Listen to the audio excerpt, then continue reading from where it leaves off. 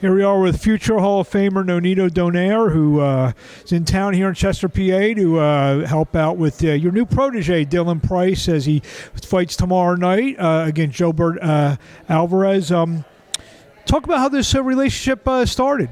We met in the WBO convention, and I was just kind of, me, I like to help people, I give them advice to fighters and new fighters and stuff like that, and, they were very attentive. They were listening to everything else, and, I guess I had a good vibes with them, and we spent and hang out at the convention for a while, and then a couple weeks after that, they hit me up, to see if they wanted me to go, if I could go to here in Philly. So that's pretty much how we got started in terms of working together. Tell us your thoughts. Obviously, I don't know how much you saw Dylan before you guys started working out. Tell your thoughts of the young fighter. Well, one thing, with Dylan and Devin, they were very attentive when I was talking to them. And then when I started working with them, they were, they're hurt here and there because my training is different, and they kept pushing, and to me that was more than enough for me to say, you know what, they got a lot of potential, but because they have that work ethic that, even though if it hurts their body, they're just going to keep pushing, You said something because you train differently. Obviously, they probably train a certain way, and obviously you train a certain way. How much maybe influence in their training in terms of things that you incorporated or have incorporated in them that they are now going to use, probably now and going forward? Well, we haven't worked long enough, but one thing that I implemented in them is how to have a strong mindset. The champion mindset is a crucial thing to have as a fighter, and I see it in them when I needed them to push, they pushed. So we worked on a lot of strategy for this fight, the way I see fights going into. But mainly the mentality is what they started to implement into this fight.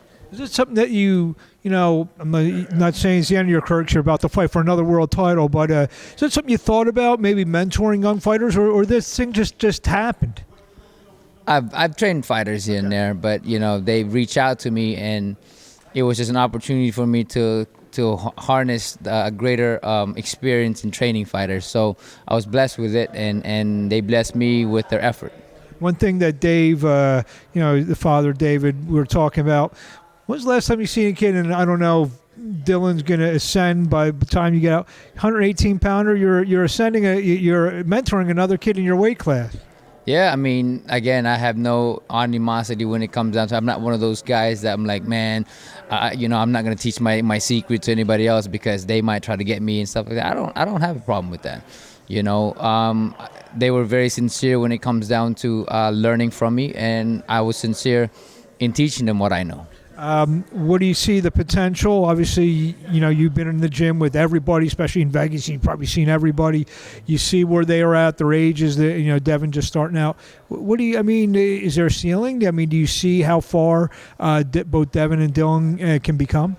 They definitely have all the potential. They're different in the way they fight, so I separate the way they fight in what they can be good at, in what I see, in my experience. I see a lot of potential, and it's just a matter of working it and getting better from it, and I think that they're going to reach the ceiling of being a world champion. They just got to stick into it. They just got to keep learning. They just got to keep growing, and there's a lot that I need to teach them still, but yeah. It's the old philosophy, takes one to know one. So, you're a world champion, so it takes you. I mean, the world champion looks like.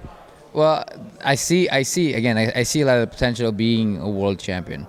It's just the work ethic and the mindset to be there, because there's a lot of people that I see with lots of talent, but they don't have the heart for it.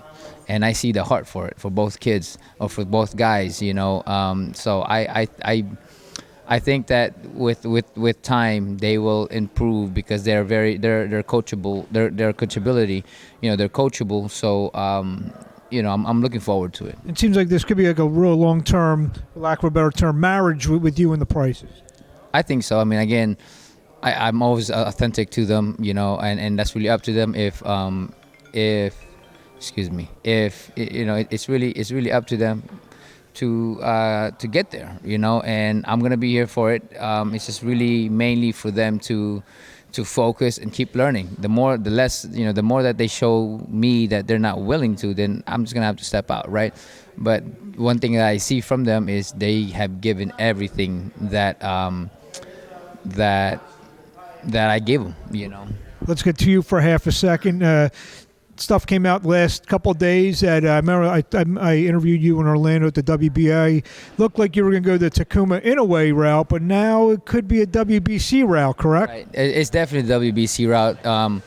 You know, we're just trying to see what was the possibilities and stuff like that. And we are doing the WBC. I announced that I'm going to fight Jason Maloney, but unfortunately they have taken the WBO route.